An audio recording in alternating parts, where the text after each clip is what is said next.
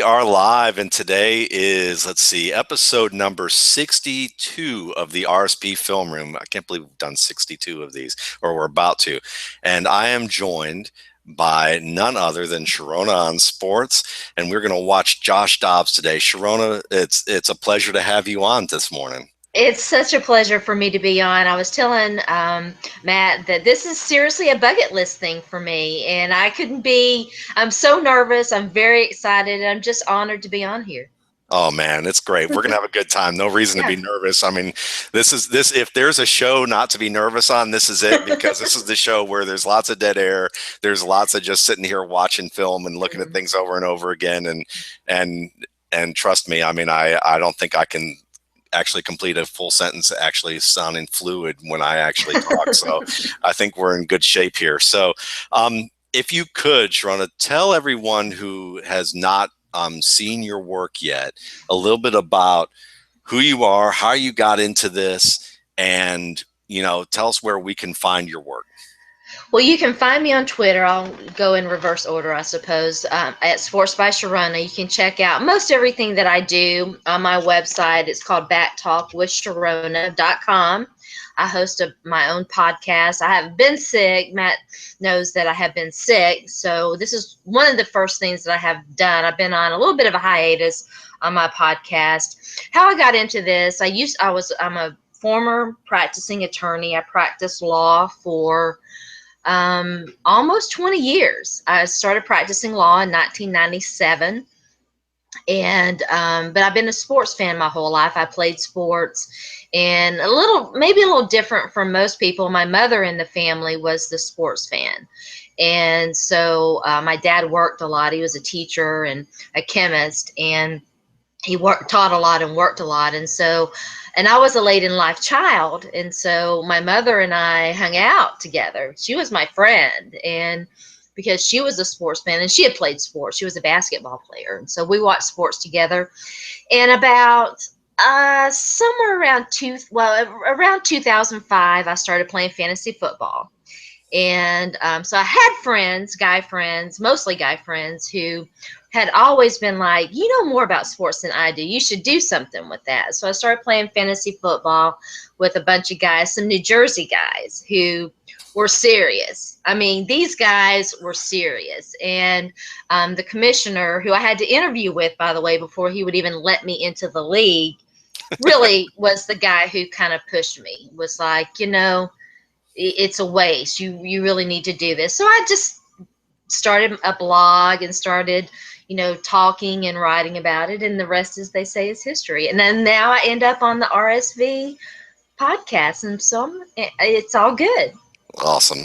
It's funny, I think I first got my love of watching sports with my grandmother. Actually, she Oh, was yeah? a sports fan, yeah, and she loved boxing. So we watched a Ah, lot. We watched boxing and talked a lot of boxing early on. yeah. So I hear you. But no, it's a pleasure to have you on. And tell me a little bit about why you chose Joshua Dobbs as the person that you want us to study today. I honestly didn't maybe shouldn't admit this, but I didn't put a lot of thought into it. When Matt reminded me yesterday, it was on my calendar, but Matt reminded me yesterday that we were going to be doing this, and he said, "Who would you like to do?" My first thought was Josh Dobbs. I wanted to do a Tennessee player because I'm more familiar. I went to school at Tennessee, and I follow Tennessee more closely, college, than I do anything else. And the reason why I picked Josh Dobbs, I told Matt I used to do a ton of scouting, a ton of film work, more defensive, more linebackers and defensive backs and defensive linemen than anything else. Although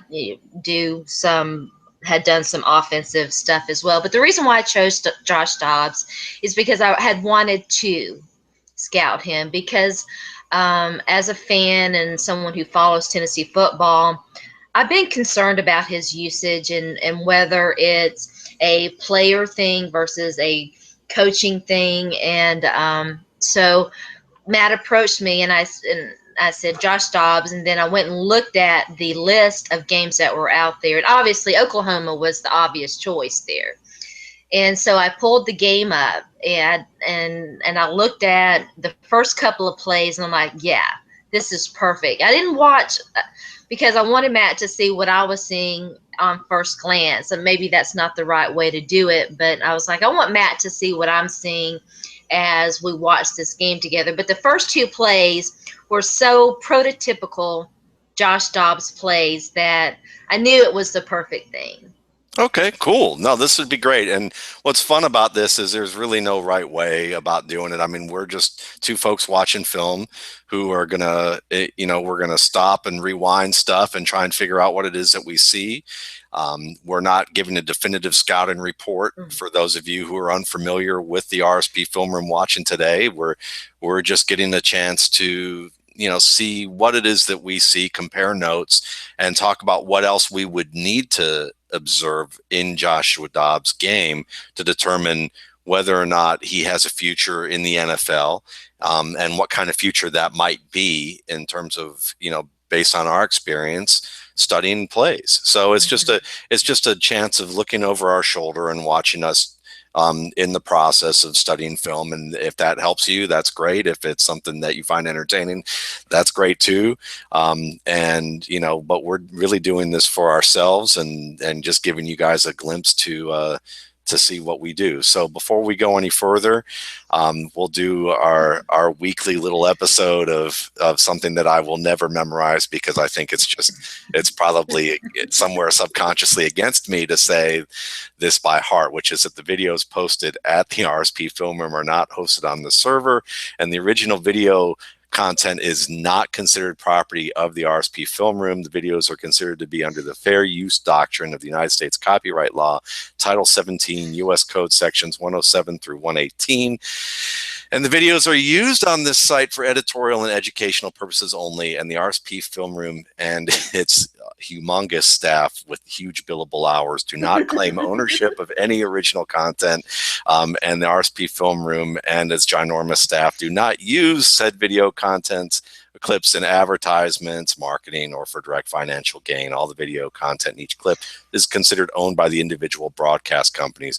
We are basically glomming off of Draft Breakdown, the unbelievably fantastic site that they're fantastic. They are. They are, because I got to tell you, Sharona, I watch probably somewhere between 350 to 600 games of film, depending on who I'm studying a year. And while I could probably show you the setup that I have to do that, but it's got I have a hard drive attached to my DirecTV so that I can expand the DirecTV ability for my memory so that I can watch, store as many games as possible. That's new. I have something called a hoppage recorder that I hook up, that if I want to, if I play it in real time, I can connect it to my laptop over here that you can't see on this other desk, and it'll play it there, and then I can actually put it on my screen and watch it there if I wanted to. But all of that is just redundancy in case Draft Breakdown went the way of the dodo, because really most of the games I watch, it's just easy to look at cut-ups here. But I used to have a TiVo set up, and I would just record and burden games onto the TiVo, and now I think the whole television industry hated that idea.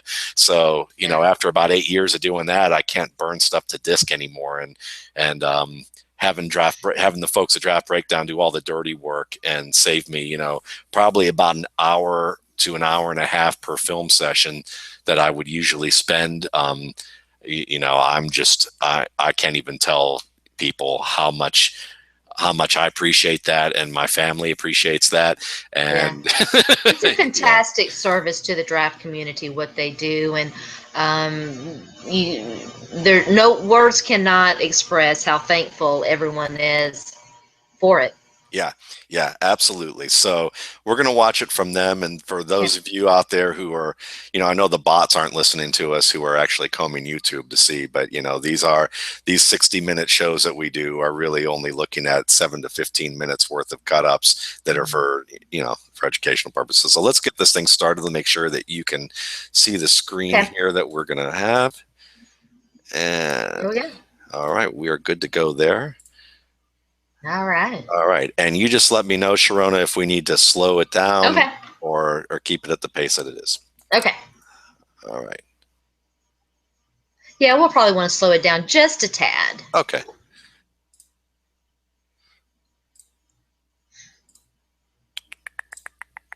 There we go. All Yeah, right. here we go. And we got our nice little zone read to start off with, huh? Yeah. Yeah, and it's this is a good way to start a study of Josh Dobbs because what a fantastic athlete he is, and he is a guy. This back view is really good. This might be the best line blocking from this offensive line all year. That includes the games after that. The offensive line has been very much an issue for Tennessee. Uh, Josh Dobbs reads this very well, but you and I could have run through that, man. I mean, Yeah, I right? mean, I yeah, I mean, it mean, was. at this stage, you probably gained more than I would, but I think we would have gotten positive yards, huh? Yeah, exactly, exactly. So this is a second down play. I went back. I wanted to see what they ran on first down. Big pickup there by Josh Dobbs, and then this next play, back to back with that one, is really Josh Dobbs, kind of in a nutshell.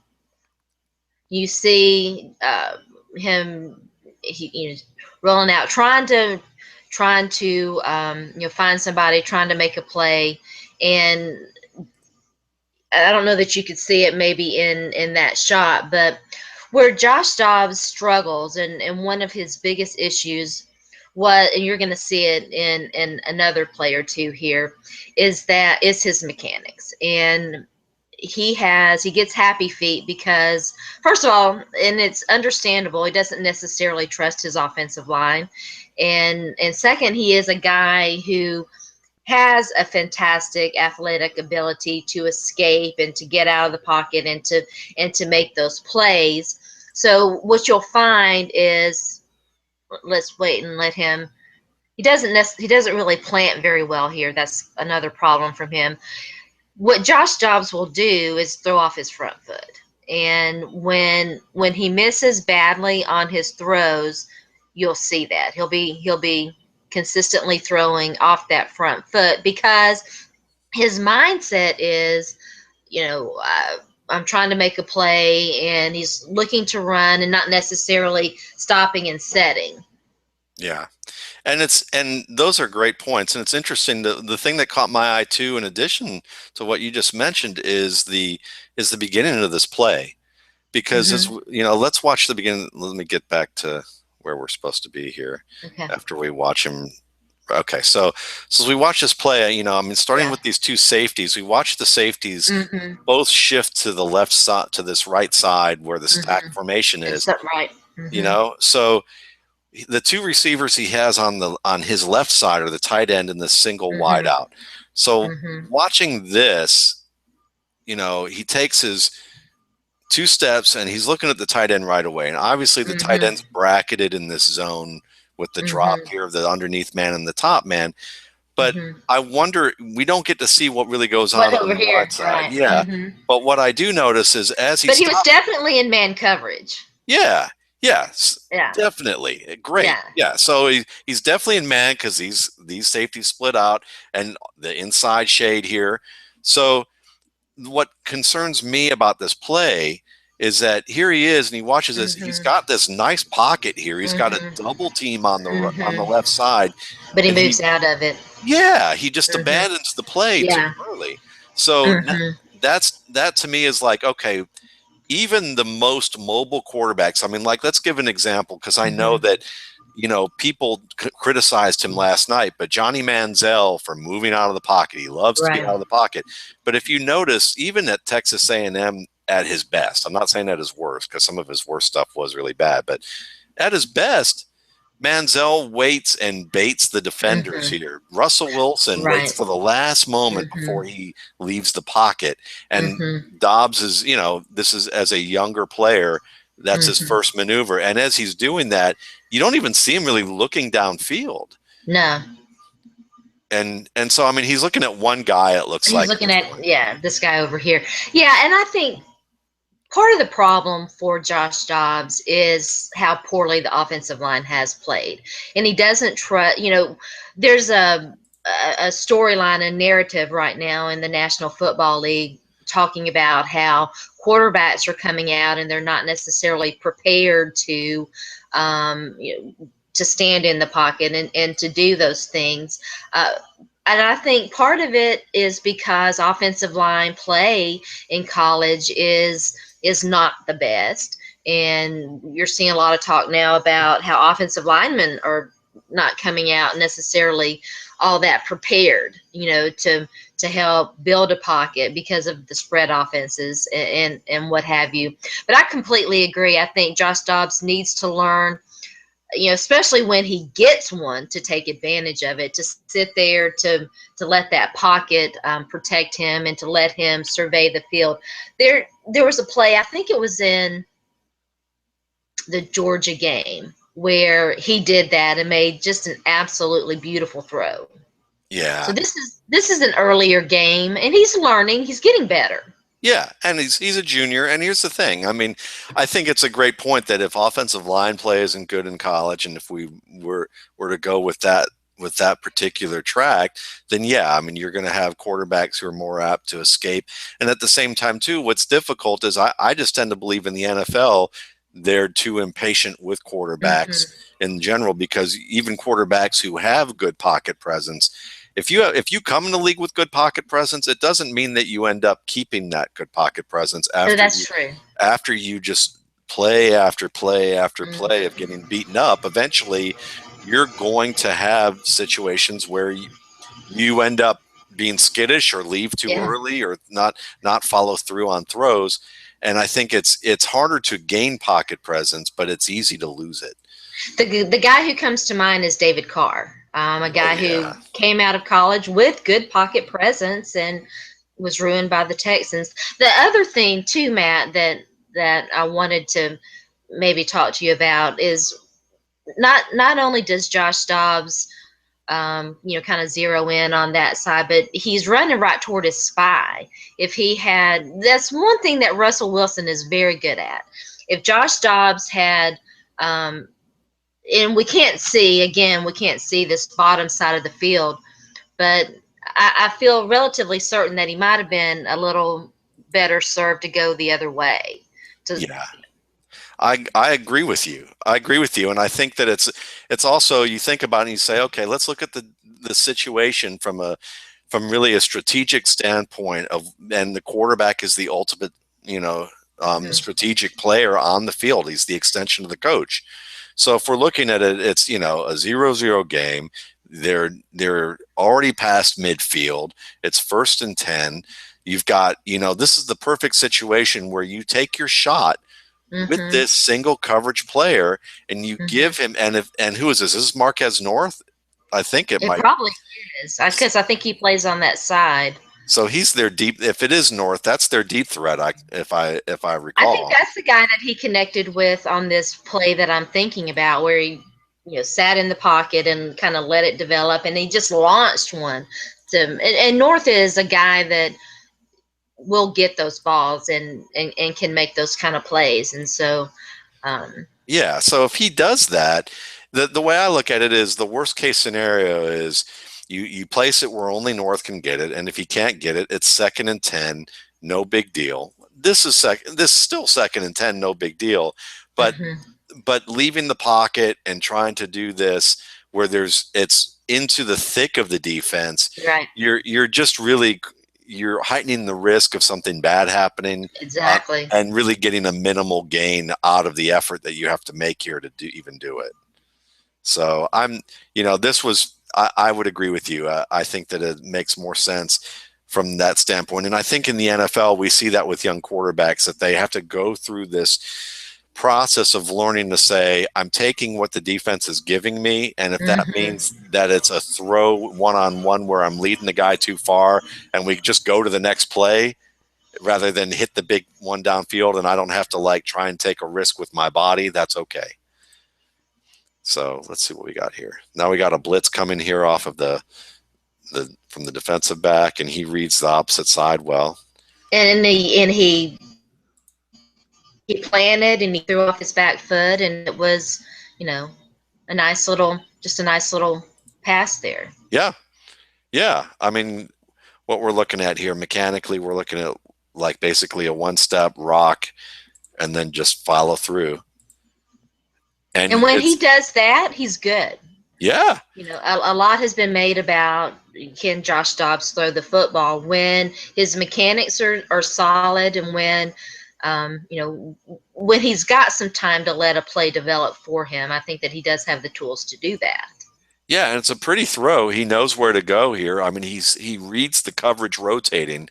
I mean, this is all good stuff because we're going to see the blitz here. We're going to see the coverage rotate to cover the slot man. That Dobb leaves this single receiver basically running the slant against the off coverage, and then maybe one player dropping here.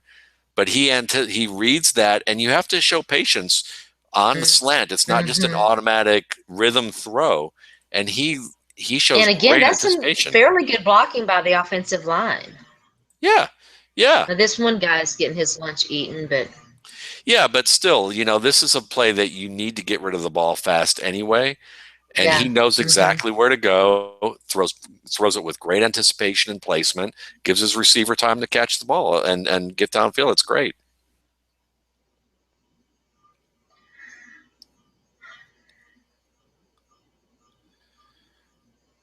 And Little wide receiver screen there. I'm not sure. 81. Okay. I mean, he's good. That was a Go ahead. that was a nice play by the wide receiver to get out of the grasp of one guy. Yeah, and this is a nice quick hitting play, and it's again about recognition. We'll get here. I mean, you see that he reads. I don't know if you can. He sees this right away. Let's see. Yeah, I mean, I'm almost giving him too much credit here on this one because I was going to say, That's yeah, that was his read. That was I think that was yeah, his yeah. I do wonder, maybe we'll get a better feel as we get more into the game. I do wonder how many reads they do give him and what he, what leeway he does. Probably not a lot. That's my impression is that he doesn't have a lot. So, okay, 2nd and 3. That's another play where the mechanics just were not good. I think he threw off his front foot there too. Yeah. yeah. I mean, he's not really. There's not much of a. Let's look at this one more time. Well, I don't know. He's Yeah, I mean, I think it's not. It's a little sloppy, but I mean, the basics are there. I mean, yeah. he's not able to. I don't think he's driving as fully as he could off of that front foot by getting that hip around as much as maybe he'd want. But it's a good throw. It's just it should have been caught, and it was kind of a dangerous throw based on where the coverage was. I mean, if you look at he looks off the safety, he comes around, and you see the shallow coverage man reading where Dobbs is going right away, which is a really nice defensive play on his end to drop off of that coverage and get to the flat. He did have a guy shaking loose down here in the bottom of the screen. It looked like he was about to out outrun his coverage. He does seem to have a tendency to want to throw to that right side, doesn't he? Yeah, and I mean, again, this might be his first read too. I mean, it might be. And if you mentioned the idea of how much he's given, this may be one of those predetermined plays. Could Or be. if he's looking, because it looks like he just gives it that cursory glance. He gives the safety this Mm-hmm. cursory glance at the right hash, and then immediately goes to his outside guy and throws it as an anticipation throw. Because you can see as he begins to throw, the receivers are just getting into his break. So I mean, this could indicate, without us knowing for sure, it could indicate that this was a predetermined play in essence. But it should have been caught. We can nitpick should he have thrown it there? Should he have looked elsewhere? Should he, but some of that's the throw. Yeah. This play is interesting. I would love to see Tennessee utilize this guy. I forget his name. This tight end he's tall and he's rangy, and he's not he's not a Jason Witten. He reminds me in a way though of Jason Witten. You know, Tennessee used to really do a nice job with their tight ends, and I think this guy is someone that they could really make some use of. Is he an underclassman at this point? Mm-hmm. Yeah. I mean, he certainly, I mean, he certainly like how he finished this play. It's nice Yeah. awareness there. And I mean, this is another throw that in the NFL maybe gets intercepted um, in terms of, you know, this player being able to read and then drop the way that he has. He's done a good job in the past two plays here. But I mean, the throw gets there in both cases. Mm-hmm. Yeah. So let's see what we have here. A little option.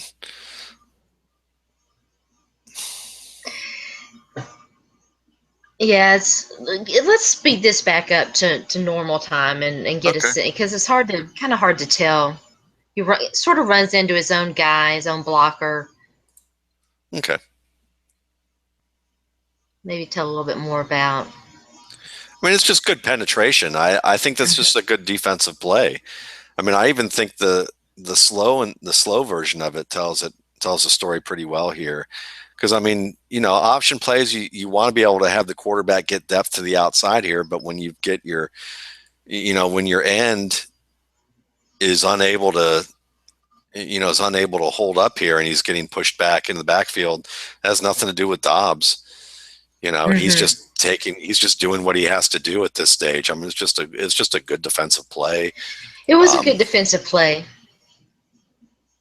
you know, I mean, look at how he I, splits. Go ahead. I was just gonna, yeah. I almost wanted to say that it looked like he stepped into it a little bit, but you know, it's Yeah, yeah, 1 second game.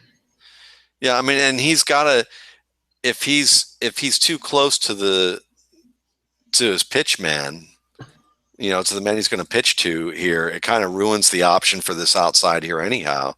So I mean, at this stage, he's trying to get that depth around the corner here, and he's hoping that it holds up just enough that Mm-hmm. if this didn't happen, he'd be about right here. This man would be sucked up to take on Dobbs, and then he Mm-hmm. could pitch it outside, Pitch and it he'd have, out. Mm-hmm. you A know, so blocker up here. Mm-hmm. yeah. So I mean, I think more than anything, what we're seeing is that the end here does a great job of splitting these two Tennessee players and driving 71 in the backfield. I mean, it's just that's just good defense.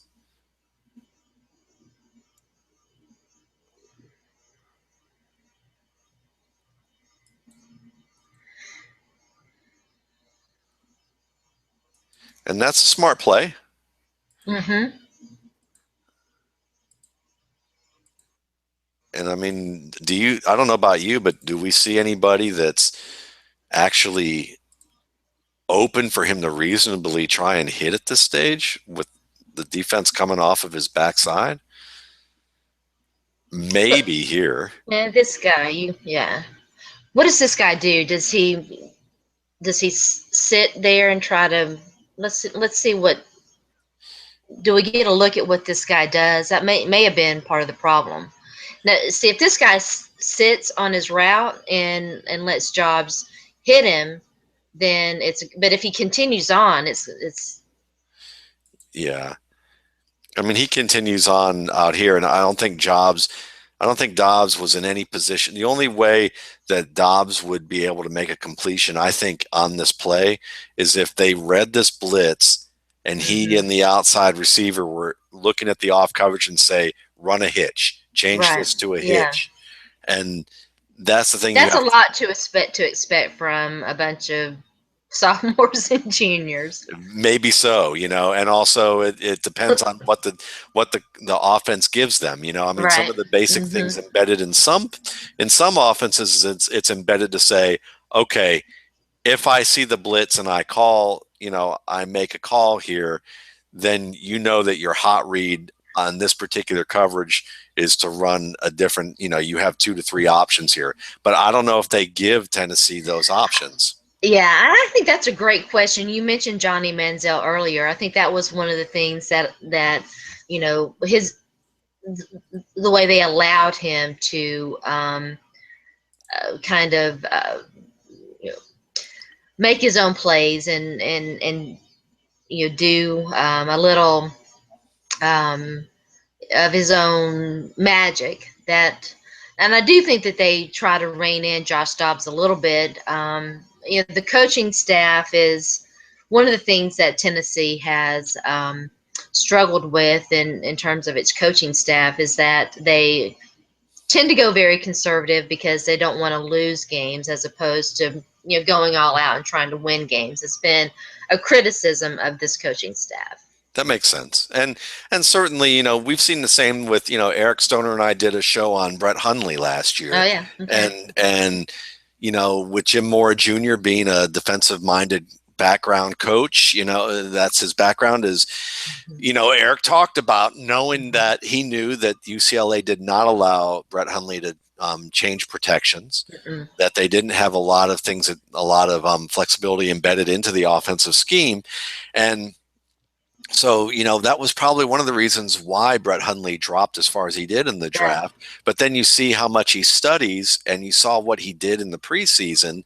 And it doesn't necessarily mean that the guy, that because a guy either drops in the draft or because he didn't have the highest end of flexibility range in terms of what he could do from a conceptual standpoint in the offense, doesn't mean that his career is done. I would argue that Brett Hundley still has a chance to be one of the 2 to 3 best quarterbacks in this 2015 draft class when it's all said and done.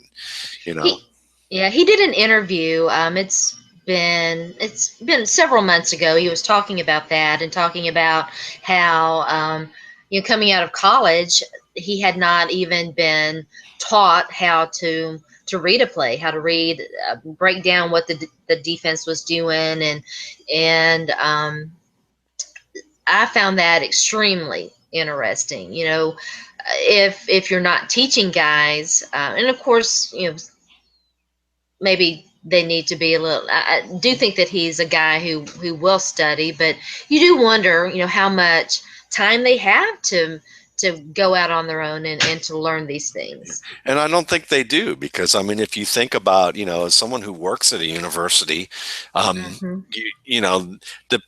there's a very weird dynamic with college football when you think about it, because it's not a training place for the NFL, though the NFL loves the fact that they don't have to pay for a training area, and they encourage this aspect. They look at college as their minor league that they don't have to pay for.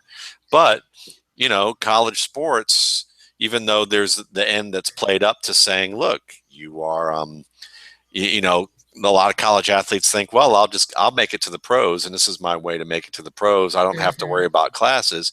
But there's this whole other dynamic of, let's see, you're monitored all the time. You have practices, but meetings and classes, and activities that have to do with all those things that are all just about maybe learning the plays that you have there, but not really digging deep into understanding really the concepts. And Brett Hundley was always known as a worker and a film watcher, but if you're not getting the specific kind of instruction, right, that can happen. That's the type of thing that can happen. And there's, it's the NFL where when people say players don't change, Eric talks about that a lot, and we argue about it in a fun sort of way, but I don't think that they necessarily change in terms of their style, but I do think they get more knowledgeable, get smarter, and that does. Well, the good ones do, the ones who last, right? The thing about the NFL loves to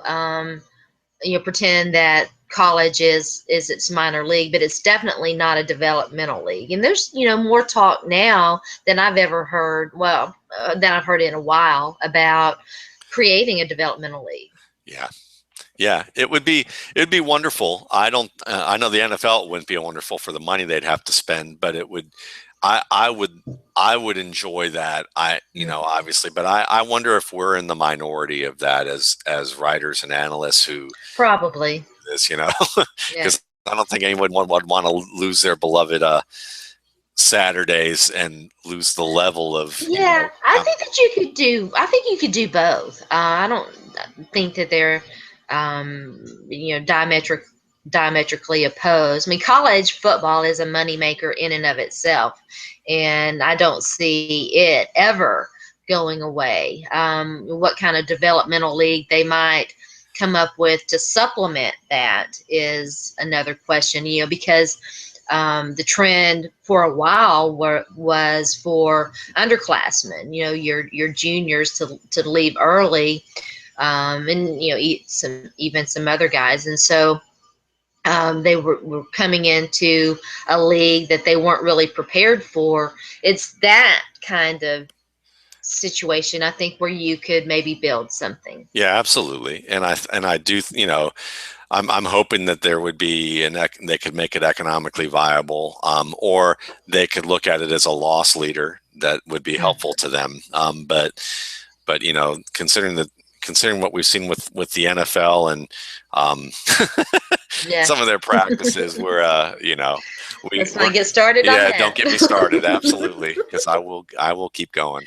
All right, so we're at 3rd and 12 here. We've got 2 safeties deep. We're looking at we've got 2 safeties deep and also man and off. So we're looking at possibly either a cover 3 or actually, yeah, maybe that. I'm looking here, but I mean, let's look at Dobbs here. It's a nice job of him eluding the rush. I mean, you certainly see the athleticism here, and Yeah, it's definitely, his athleticism was definitely on play there. And Matt, you probably have a better take on this than I do. What are your thoughts about? I've heard some people. I was talking to a former a guy who played high school quarterback and some college quarterback, that athletic quarterbacks are,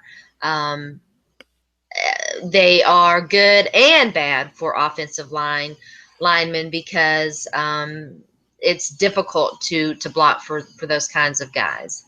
it can be. And I think that it's a matter of how maturely an athletic player with this type of mobility uses it.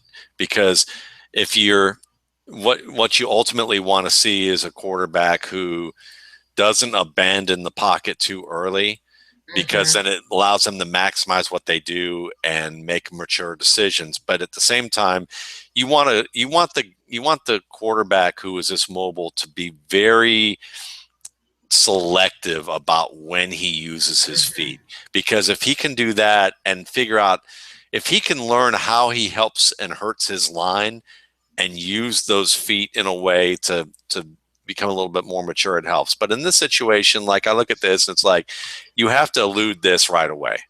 So at this stage, he should have pulled the trigger right here, don't you think? See, I don't know, because that's the thing that I was about to get at, is like, we could say maybe if he eludes right here, and if he has his eyes downfield, we don't know really what he sees other than maybe this flat route. So he's in a position where if he stands up straight and tries to throw this, he's probably going to get nailed making this throw for maybe a yard. We don't know what more he's going to get down here. It might have been the right decision. It very well might have been. But if, it's a bang bang play where just as he gets his feet set, he sees that flash of white, and he does a good job right here, where I feel like this is all debatable, what you talked about. Like, it could be exactly what you're saying. He should have stood up and thrown and had a wide open man. I think that he left it just a tad bit early. I think if he'd waited, maybe even a second, that play would have developed, and he could have hit this guy coming out in the flat, and I think that maybe even picked up the first down. Certainly would have been a better.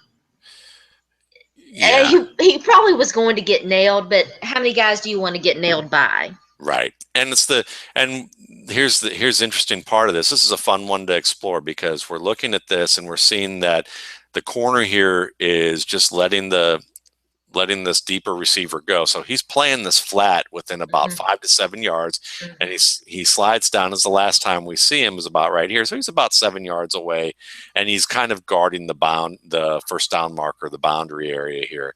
So if this player number 1 is going to catch the ball, he's going to contend one-on-one with this guy here. Now, if he breaks the tackle, maybe he gets the first down, but maybe also the devil's advocate side of this could be, well, am I gonna take a hit to throw the ball in the short range on 3rd and 12, right? And we're still gonna have to punt, or do I try and get the first down and make something happen and make the defense break down? But that's also a question of, do I trust my receiver to make that play, or do I trust myself more to make that play? And I do think that what we see far more often with Josh Dobbs is that he trusts himself more to make the play. He's getting better at that. I'm going to go back and look at some of the later games. I think the Georgia game, we saw him really starting to trust his receivers a little bit more. If that play, what struck me about it is I couldn't help but think it was a very Russell Wilson type move to elude that first defender.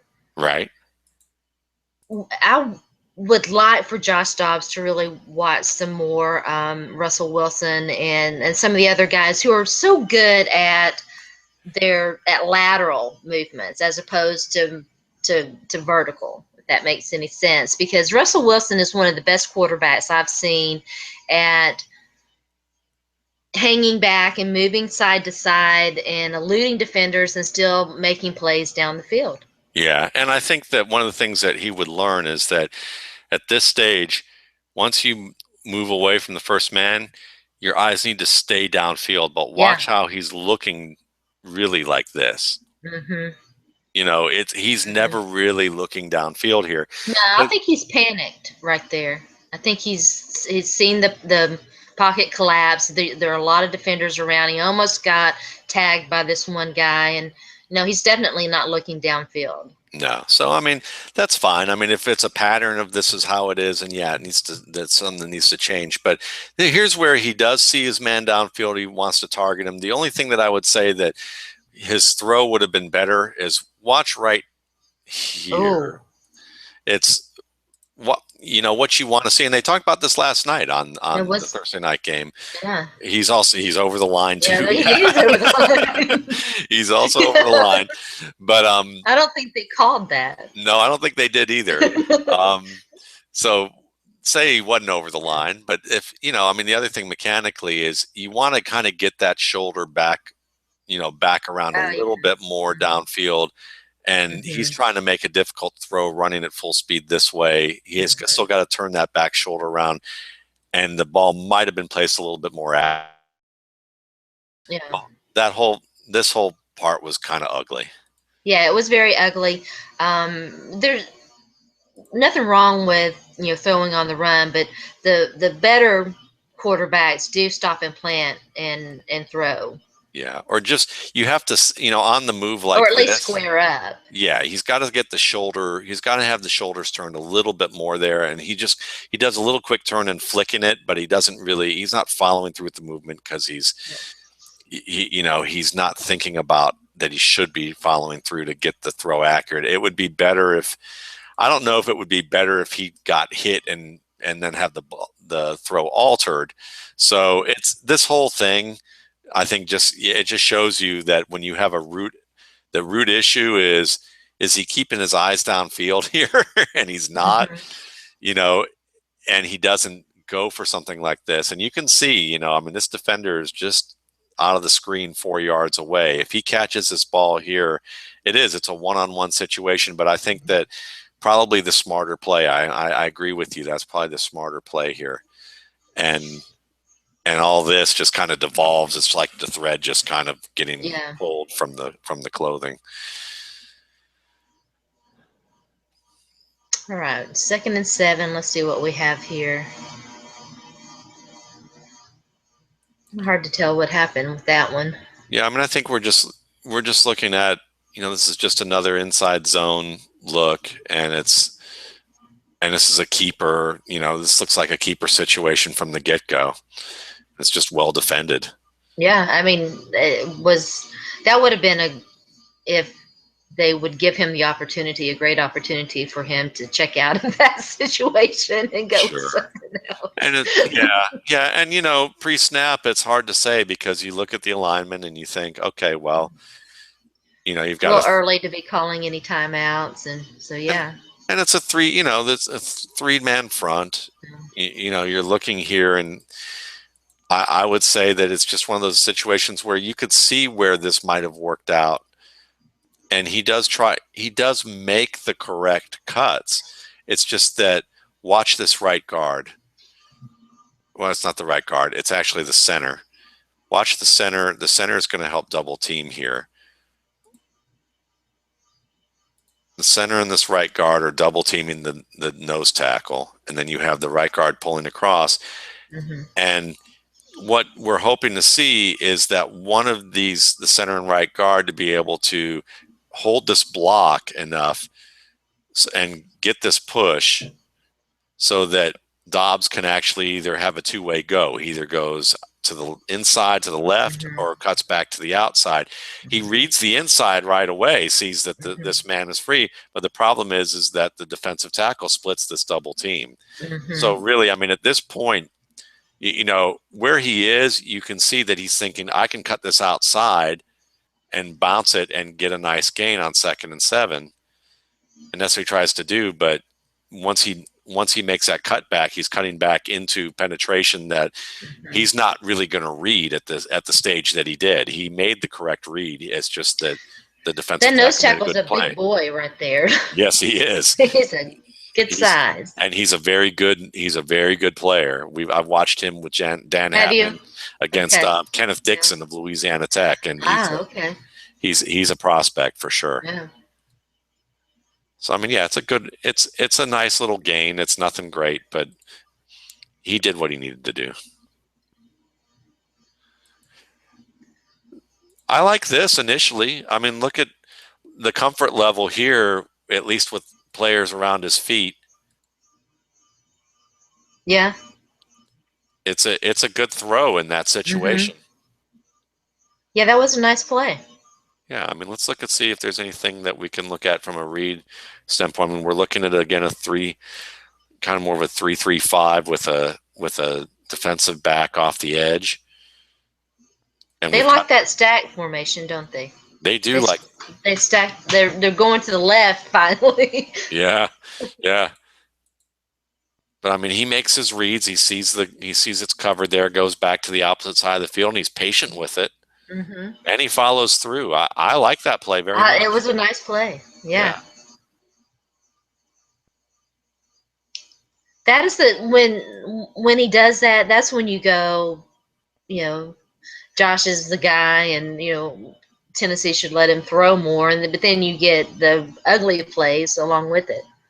Yeah, I mean, I think it's what we're seeing is a guy who is not.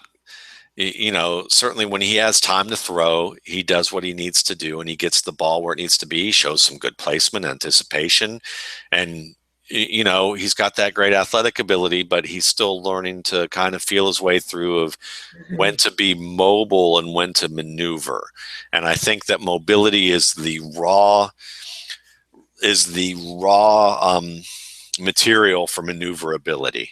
That's my theory, is like Tom Brady is one of the most maneuverable quarterbacks in the league, but his raw material of mobility is probably as bad as any quarterback in the league.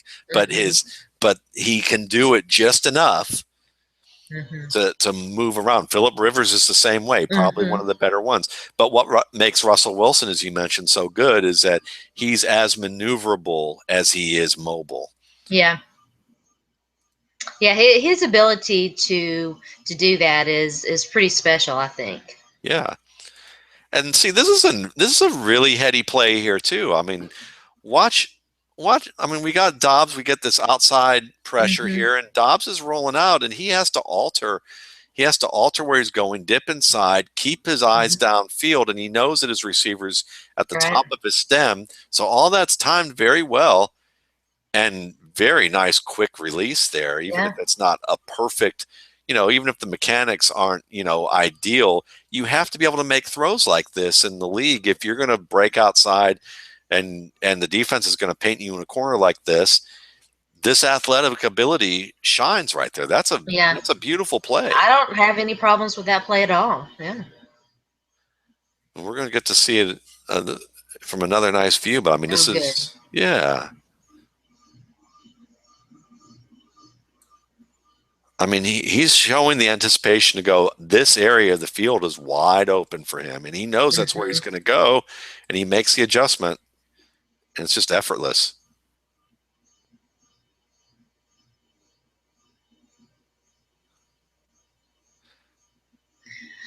Would be nice to have coaches film of college games, wouldn't it? It would be. It would be. But That's the thing that what they used to do for Game Pass and all of that. That was nice. yeah, it was.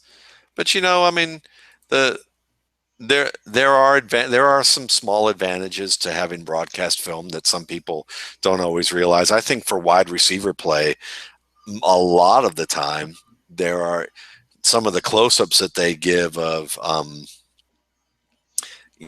releases at the line of scrimmage can be really helpful in ways.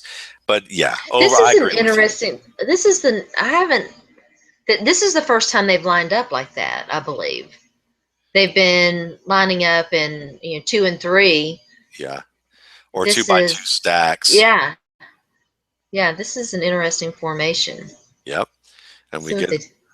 we've got pressure up the middle that here, and I mean, let's see. This was a That was a smart play. They wanted to run a screen, and in reaction to this, corner linebacker blitz here. Hmm. So we got A gap pressure, we've got B gap pressure from the defensive back. It's picked up well, but the problem with that is the man who picks up this play is the running back trying to go out on a screen. So he makes Right. the right play because he's like, Mhm. I've got to be able to slow this down, but it completely disrupts their plan with the screen. And Right. where else is he going to go? He makes a wise decision. Well, maybe. Well, that would have been probably an illegal. I can't see the number. I don't even.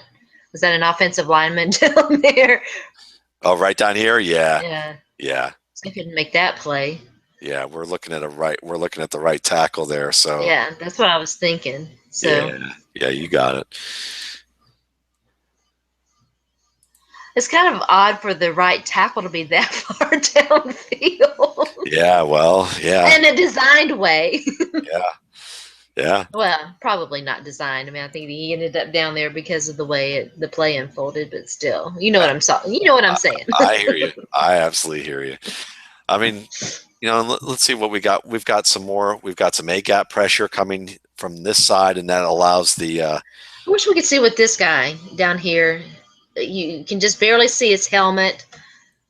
Yeah, who comes It's down? nice to see what's going on the right sideline. This guy running the Little swing sideline route. Yeah, the sideline route and the swing route there. But I mean, I think at this point you're looking at pressure coming off this side. Yeah. It's better not to have a bad play than to have no play at all. Especially inside your own 20. Mm-hmm. So it's just good, smart football just to say, hey, look, we'll save it for another down.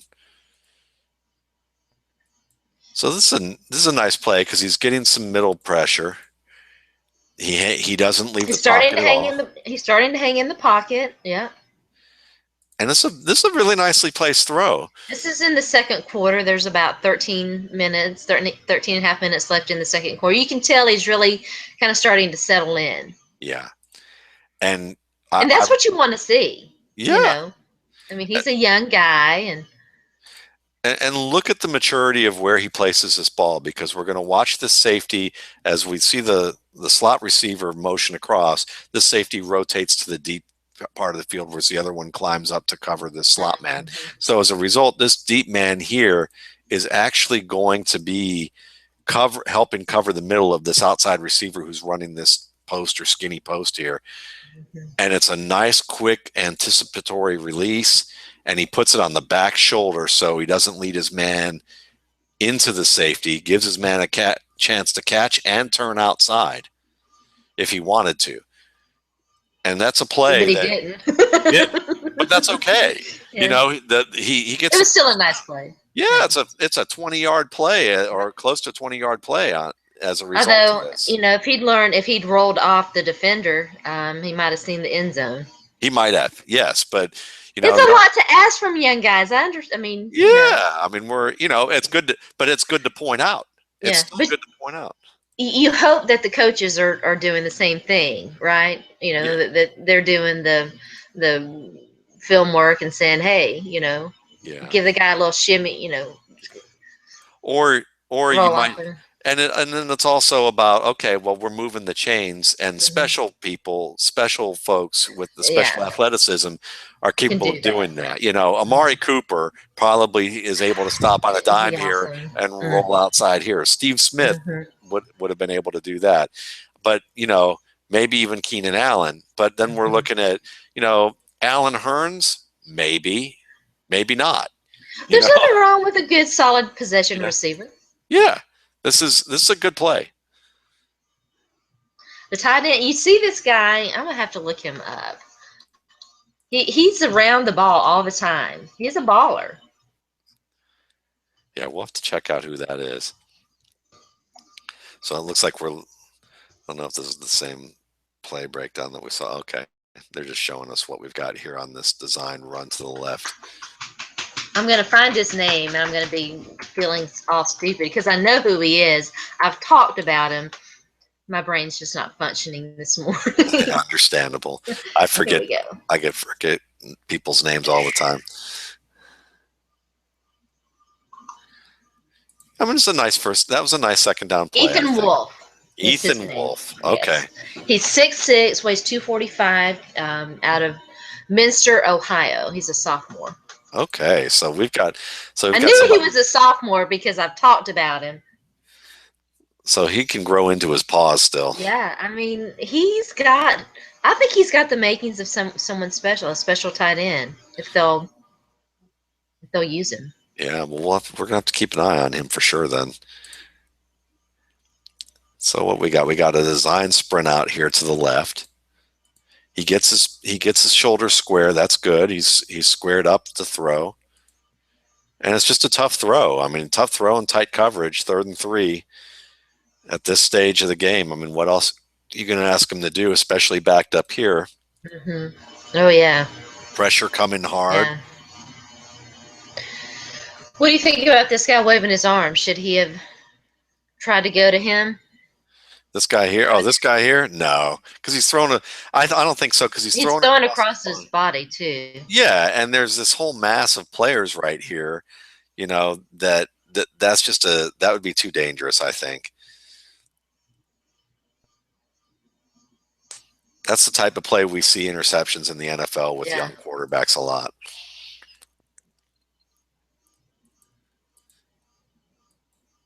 Now, this would be a play where I think we don't know what the outcome is, but say this wide receiver running the cross on the backside at the left hash Hmm. here has this defender beat, and he's about right here when Hmm. Dobbs gets to about right here, and he sees these two men bracketed high-low, and he turns and throws across his body here.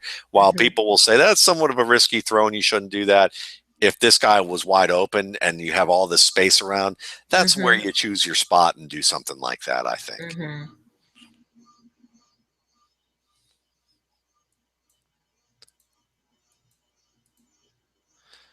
All right, so we ended up with a fumble here and a sack fumble.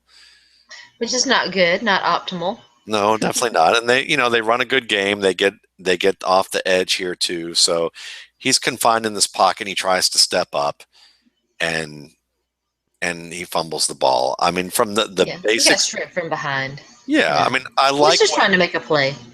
I like what he's trying to do here. He could have maybe been a little faster with this, but with his climb and throw, he's maybe a little too patient here. He also has a guy in the flat, but he's not reading that.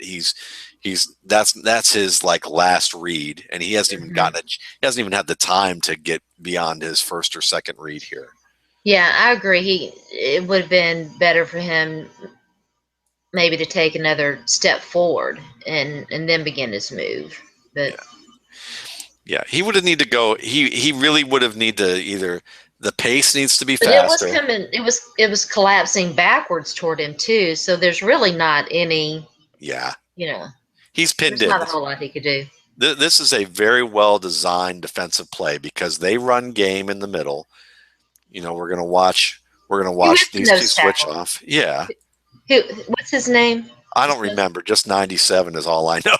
Okay. Yeah, but we're seeing that push. We've got, he's just pinned in this pocket. So, I mean, Yeah. the only thing you would want to see, and I think, again, this is them asking a lot for a young quarterback, and there are some who do it, but some means 2 or 3 at most, is he would maybe recognize that pressure's coming, that he would feel this pressure off the edge, and he's not even seen it. Okay. Mhm. At this stage, he's not even seen it. But if he sees Mhm. this flash, he's got that. If he has that John Elway peripheral vision that very Mhm. few have, maybe he goes, okay, I need to look to my check down right now. Mhm. Like, forget read 1 and read 2. Let Mhm. me just turn and throw. Mhm. That's what good pro quarterbacks do. Yeah. Yeah. And that's experience. That takes experience. Well, that's what I started to say. You have to keep in mind that Josh Dobbs is a junior. He played what 5 games his freshman year, 5 or 6 games his sophomore year, and this is really kind of his first full year. And it he's getting better with that experience that you're talking about. Yeah.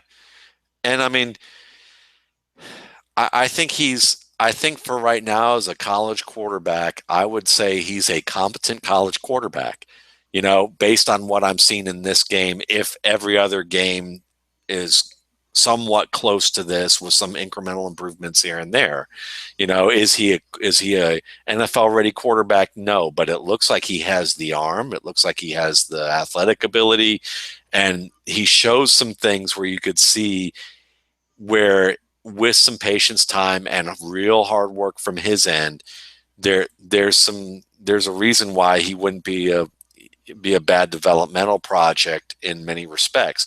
Who I would you like compare him to, Matt?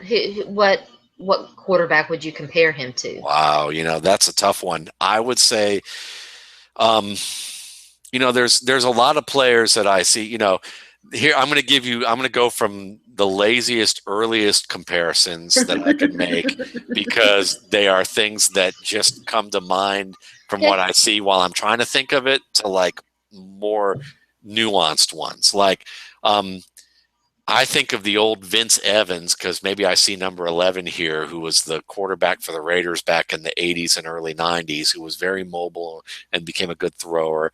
I also see Cordell Stewart a little bit and what Cordell might have been able to become with more time. Jeff Hostetler was a very good guy who was mobile but also maneuverable in the pocket, but had a nice arm, and could See, when manage a you game. say 11, the quarterback who comes to my mind is my childhood hero, and that is, of course, none other than one Danny White. See, there you go. All right. And that's funny. I mean, I could see, I see, here you go. You're going to be mad at me, but I am not a Cowboys fan. So it's like, I I try to lived in blank out Austin. Danny What was White. I supposed to do? You. That's right. That's right. That's right. Well, look, I live in Cleveland, so what can I say? Um, Yeah. but yeah, I mean, I think that what's going to be sad is like I'm watching him and I see some good quarterback traits here. I also see Mhm. when I watch him run, I see him run like a wide receiver, and he has Mhm. that kind of tall wide receiver build. And I can Mhm. see where there will be scouts who will go, let's make him a wide Wide receiver. receiver. Now, Mhm. I don't necessarily want that to be the case. I think that if he wants to play quarterback, I see where there are developmental possibilities here. And if he can make some big improvements between junior and senior year with his pocket presence, with his reads, and see how much the offense allows him, the coordinators allow him to have some free reign, if he can demonstrate some of that to make some changes in what they do with hot routes, that maybe we could see, some big improvements next year. But It's a tight end. Yeah. Interesting. Yeah. Good play, first and 10. Yeah. What's that? You do like how he settles in and he doesn't get rattled. No, I think I think he's playing good, smart football right now. This was a hurried decision. He feels that pressure coming off, tries to get rid of the ball quick, and ends up getting it a little too low. And this is a common mistake for a lot of quarterbacks when they try and make these quick throws, that they're not getting their feet under them, they're not getting square, and he just kind of wings it around, and that's what happens. Have we seen a lot of these? I don't think so. I think this is the first one we've seen. I think that's the first one. Yeah, I was noticing Jalen Hurd there. He's a guy who is another fantastic athlete, of course, that the Volunteers have. A guy that I would like to see them use him more as a Percy Harvin type. He just, to me, he looks more like a wide receiver than he does a running back. Okay. He's very much in that. Who was the Titans running back that could never stay healthy? The one that could never stay healthy, that had the upright running style, ran kind of like Chris Brown. Chris Brown. He reminds me of Chris Brown. Those were the good old days. Well, kind of. Oh my gosh! At least they were winning. Yeah. Winning more, I should say. I don't think Chris Brown was on any good team. Wasn't he in Oklahoma? Didn't he play at Oklahoma? He sure did. Sure did. This is a nice throw, this dig route here. He sticks that right where it needs to be. Yeah. And again, these downfield throws he's making, the placement where he's getting them when it's against the safety, he's always putting it on the back shoulder for the receiver. I like that. I mean, I think he's got the dig routes and some of these, some of these inside intermediate routes. The post that he threw was really nice. I like what I see there from him. He's like a pitcher that's got a nice little repertoire. Yeah. Now this ain't pretty, but let's see what we have going on here. Some more edge pressure.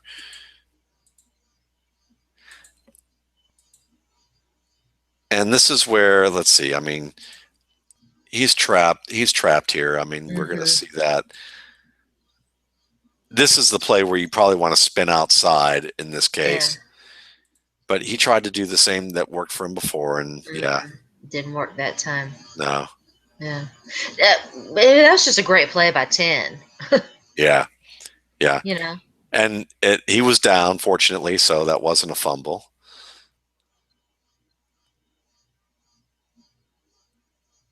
Smart play again. Yeah.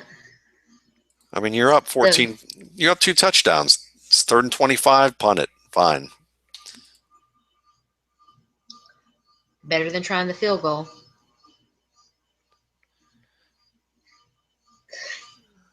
That's an inside joke. Yeah, is that what they do with the? Yeah, that's what they tried to do against Alabama, kicking 50 and 55-yard field goals. They tried 3. Wow. With predictable results. Yeah. See, it's so funny. I watch games, but I'm totally disconnected from the narrative of what's going on with college football right now. See, I didn't even get to. I watched the first half of that game, but I listened to, because I was traveling. I listened to the second half, and it was.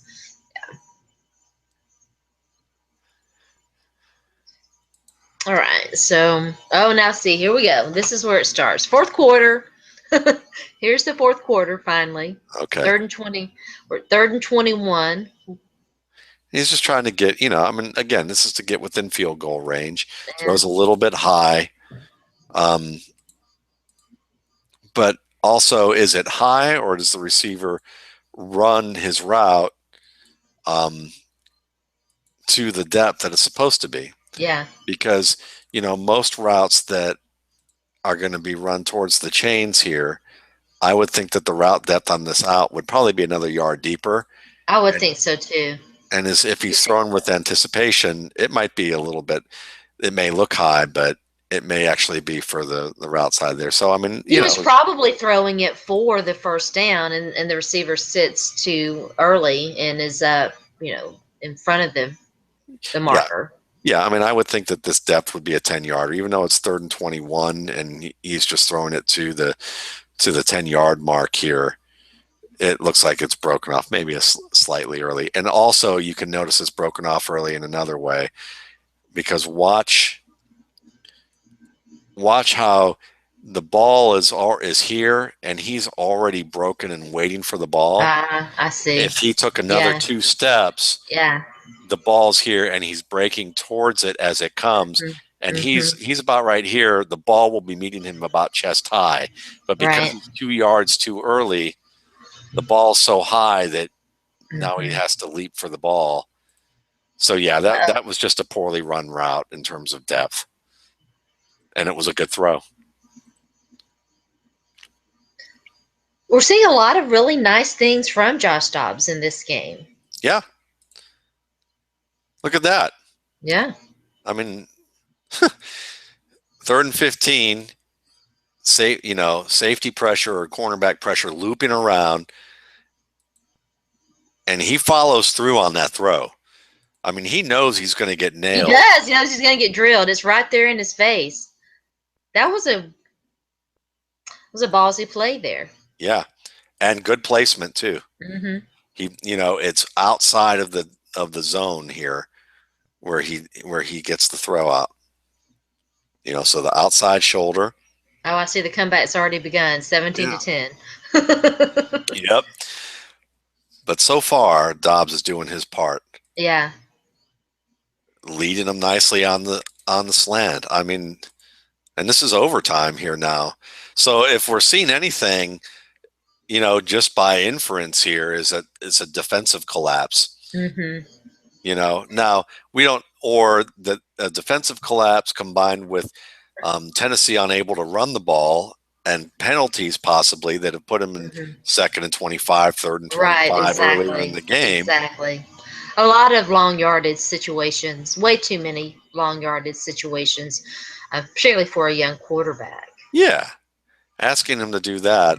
And I love that he has, this is the 2nd or 3rd time we've seen a nice little pump fake here, trying to buy some time. This is where you probably go, did you really need to escape the pocket? This may be one of those plays. And I think he's only really had 2 plays where we can say, we can debate whether he should have escaped the pocket as early as he did. One early in the game and this one in overtime. Yeah, and maybe 3 really. Like there's that one early in the game on the first drive. Then there was that one that we debated where he's going through the defense. So this is the 3rd play. It's not like and this it's not like he's doing it all the time. Yeah. Now, is it key moments? Yeah, maybe there's some key moments. This is a key moment where maybe he shouldn't have, but it was 2nd and 2. We still have 2 more plays here. I'm not, I guess my point is like, and what yours is too, I mean, it's not a major thing we're seeing at this stage. It's not a major thing, and plus when you factor in if some of his receivers had made plays earlier, we're not even here. Right. Yeah. This is a risky play. It was a ballsy play, but it's risky. Yeah. I mean, he climbs and tries to throw in the grasp, and Vic did this, Robert Griffin did this. There are a lot of players who will try to go that route, but again, he's also just trying to get rid of the ball. Yeah. This is that could have been an interception, but again, I see what he was trying to do there. You just hope that that's not a game-by-game habit in those situations. What would you have preferred to see him do there? in this particular situation, I probably would say, Well, besides so that interception. yeah, I was talking about the play before that, but this then one, that was, this one yeah. here. Yeah. I mean, I would say, ooh, this isn't it. Where is it? I think this was There it. it is. Yeah, Yeah. that's it. I would want to see him at this stage just try and throw it outside here Yeah. where there's nobody here. Just put it in the flat Hmm. and just say, just take Unless the you're, no gain here. yeah, yeah, He's trying to be the hero, and yeah. I, I I think this is endemic of pretty much every college quarterback on earth. They Hmm. try to be the hero here. I'm impressed when they don't try. But Oh yeah. yeah, I mean, Carson Wentz, Mark Schofield and I watched Carson Wentz in North Dakota Oh State, where yeah. he tried to do this in a championship game last year, and he had an interception, and they had the lead, and then the team came back, and either they tied it, as they either tied it or they took the lead, and so then he had to drive back downfield, and he had a situation like that come up again, and he learned his lesson and just threw the ball away. And then on the next play, he hits a deep play that sets up a touchdown to win the championship. Those are beautiful to watch, aren't they? Yeah, I mean, it Yeah. just shows you that they've learned. So, Hmm. I mean, this I look at and go, I'm not surprised. It's not a major ding. It's just something he's got to learn not to do. But and then this play here, yeah, there's the interception. Okay, Yeah. so, Yeah. all right, so let's see, what are we looking at Not here? the. Yeah. Yeah. So they're running that bunch formation again. They love so well. And he bird dogs this one. I mean, he's certainly eyeing it all the way. And it's Yeah. 3rd and 12. Yeah, it's just not a good play. But Yeah. it's his it's the first play that I would say that was really the worst play, and At the you can, worst time. yeah, at the worst time. But I mean, I I liked what I saw, not from a standpoint of saying he's an NFL prospect, but I liked what I saw as a junior quarterback in the NFL or in college football who has another year and who has obvious physical gifts and some obvious conceptual and skills from he's got a good arm. I like his placement on most passes. I like his willingness to throw in a dirty pocket. I like his willingness to throw when he's getting hit.